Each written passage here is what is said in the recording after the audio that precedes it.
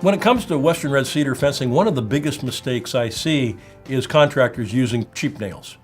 I really do, and you can see those, and when they use cheap nails, galvies is what some folks call them.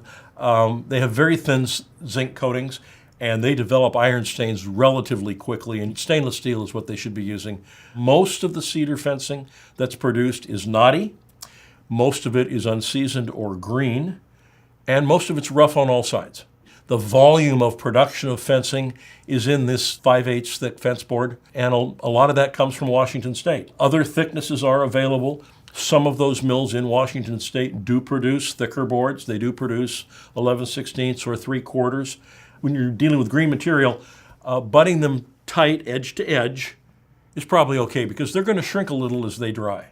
From my personal experience, I have a fence that was built out of S1, S2E, dry, knotty, and we didn't apply any stain, and didn't plan on it, but they were installed butted tight.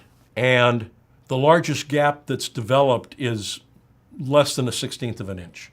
So if you want a gap and you're dealing with dry, install it with the gap, the intended gap.